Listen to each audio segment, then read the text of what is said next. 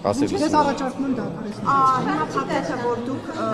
շրջանառվող հետո պատրաստվում եք ինչ-որ այնտեղ հայտարարություն եղավ, որ աշխատեք հետ նորից դա պատրաստվում եք օրինակ այս նախագիծը որտեղ նաև կցին այդ իրենց հաղորդակցությունը։ Ես դրական եզրակացություն ստացած նախագիծը մի փոքր խմբագրել եմ եւ նորից կարծիք եմ ուղարկել կառավարության գործընկերներին աշխատանքային կարգով։ Նորից նույն պատասխաններն են եկել, որ կառավարության գործընկերները կողմ են նախագծին եւ եկել են այն առաջարկները, որոնք եկել են նախկինում, որոնց մեծ մասը տեխնիկական ես ընդունել եմ։ Եվ նաև նախագիծը ես շրջանառել եմ մեր գործընկեր падգամավորների միջև, ուղարկել եմ քաղաքացիական պայմանագրի խմբակցության բոլոր падգամավորներին դեռևս հունիսին, խնդրելով մինչև սեպտեմբերի 15-ը տալ առաջարկներ կամ կարծիքներ եւ 2-3 ամսվա ընթացքում որևէ քաղաքացիական պայմանագրի խմբակցության падգամավոր որևէ կարծիք ոչ գրավոր, ոչ բարավոր ինձ սրա մասին չի հայտնել։ Այսինքն կարելի է ենթադրել, որ այդքան շահագրգռված այս նախագծով։ Ես ինչու եմ շահագրգռված նախագծով, դրա մասին տևական խոսել եմ եւ ներկայացրել եմ լրատվական կայքերին։ Հիմա ասեմ ինչու եմ ես շահագրգռված եղել, որովհետեւ տեսել եմ խնդիր, որ չի կարող լինի մեր երկրում, երբ մենք ունենք անվտանգային խնդիրներ, բանակ զորակոչվի, զորակոչի ենթականների 31.4%-ը։ Եթե որևէ մեկը գտնի որ այստեղ խնդիր չկա, ես չեմ կիսում իր կարծիքը եւ գտնում եմ որ կա խնդիր եւ իմ շահագրգռվածությունը միայն կապված եղել սրա հետ, որպեսզի ես փորձեմ իմ օրենսդրական գործունեությամբ ի նպաստ մեր երկրի բարձրացնել զորակոչի թիվը, սա եղել ամբողջ 30% է զորակոչվում, մյուս կողմից էլ կրճատվում է։ Դուք դեմ կքվեարկեք, եթե այդ տեսքով գա։ Հիմա տեսեք 2024 թվականին, երբ ես այս վերլուծությունները ներկայացրել եմ կառավարությանը,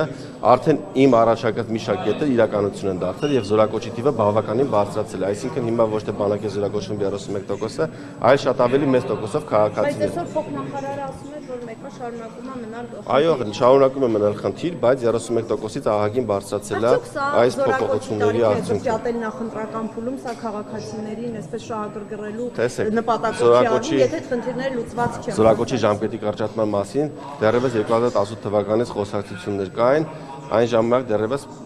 նախկին պաշտպանության նախարար Դավիթ Տոնոյանն էր այս մասին խոսում հիմնականում փակ քննարկումների ժամանակ։ Տեսեք, երբ մենք խոսում ենք ժամկետային զինվորական ծառայությունից, մենք աշխարհում պետք է նայենք նաև օտարերկրյա փորձը, պետք է նայենք նաև մեր հարևաններին եւ ինչա տեղի ունենում աշխարհում։ Օրինակ մեր հարևան Վրաստանը 1 տարի է պարտադիր զինվորական ծառայություն, Ադրբեջանը 1.5 տարի է եւ այսպես շարունակական երկրներ, որ ավելի քիչ ժամկետով է պարտադիր զինվորական ծառայությունը։ Մենք պետք է հասկանանք, մեզ ինչ է պետք պարտադիր զինվորական ծառայությունից։ Իմ գնահատմամբ մեզ պետք է, որպեսզի մենք կարողանանք մեր զինծառայողներին հնարավորինս մեծ թվով զորակոչ ապահովել եւ հնարավորինս կարճ ժամկետում նրանց պատրաստել եւ ուղարկել պահեստազոր։ Այսինքն, որպեսզի մենք նրանց չպահենք 2 տարի ժամկետով, նրանց վրա ծախսենք օրական 3000 եւ պլյուս դրամ սննդի վրա, հագուստի վրա եւ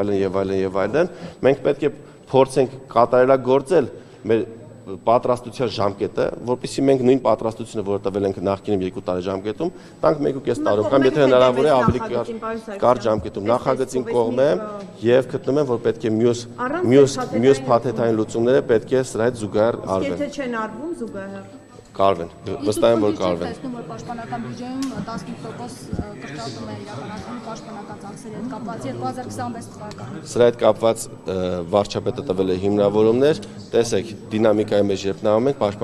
պաշտպանական ծախսերը չեն նվազել։ Նախորդ տարվա համեմատ նվազել են, բայց 2-3 տարվա առաջվա համեմատ աճը պահպանվում է։ Այսինքն մենք 2024-ին ունեցել ենք կտրուկ աճ, կապված եղել գնումների հետ, հիմա այդ գնումները չունենք, աճը դինամիկ շարունակելու է, այսինքն այն աճը, որ եղել է 2018 թվականից պահպանվում է։ Բայց այսինքն նաև խնայողություններով եք փորձում այդ հարցերը լուծել, այսինքն տեսեք, նաև խնայողություններով ենք լուծում եւ նաև ես մեկ այլ կարևոր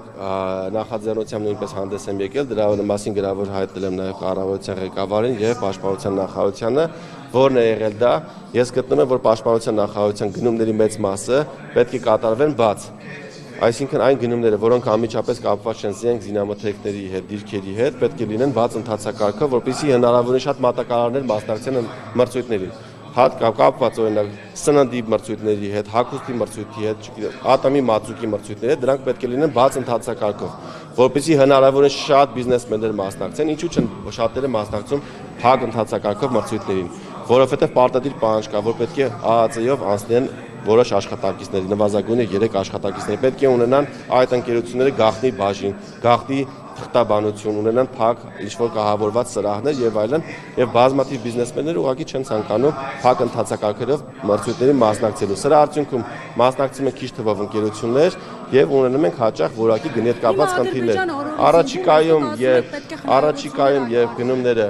նախատեսվում է իմ առաջարկը ընդունվել է, մենք նաև ազգային ժողովում քննարկում ենք անցկացրել Պաշտպանության նախարարության, ազգային անվտանգության ծառայության, բարձրաստիճան պաշտոնյաների մասնակցությամբ եւ իմ առաջարկը ընդունվել է եւ առաջիկայում նախատեսվում է, որ 2026 թվականին գնումների մեծ մասը պետք է կատարվեն բաց։ Սրա արդյունքում վստահաբար մենք 2026-ին կունենանք եւ խնայողություններ եւ որակի բարձրացում։ Ճշտողած է, որ դուք ասում եք 30% զորակոչվել են, այդ որ թվականին, չէ՞ որ թվականին 2022-2023 թվականին։ Իսկ 24-25-ի տվյալները գիտեք։ 2024-ին ունեցել ենք մոտ 4% աճ, 2025-ը դեռևս չենք ամփոփել, առաջիկայում կամփոփենք։ Պարոն Սարգսյան, իսկ ինչպես եք նայում այն, որ Ադրբեջանը վերահսկում է, որպեսզի մեր բանակը զենքով, զինամթերքով չզինվի, իսկ ինքը ամեն օր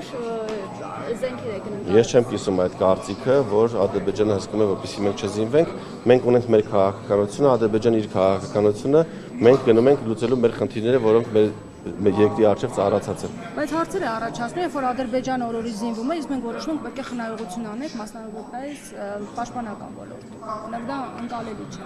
Խնայողությունները միշտ պետք է անել, եթե որևէ ապրանք կարող է ձեռք բերել, օրինակ 1000 դրամ ավելի պակաս գնով, դու պետք է փորձես դա ձեռք բերել 1000 դրամ ավելի պակաս գնով, որպեսզի ավելի արդյունավետ ծախսես քո միջոցները։ Տեսեք, պետական բյուջեն դա բոլորիս հավաքական բյուջեն է, 3 միլիոնից հավաքական գումարն է եւ մենք պետք է փորձենք դա ծախսել արդյունավետ։ Գնումները կատարել թափանցիկ արդյունավետ, որպեսզի կատարենք բարձր որակի գնումներ հնարավորինս էժան գներով, սրա արդյունքում ունենալով խնայողությունները ուղղելով այլ ավելի արդյունավետ ծախսերի։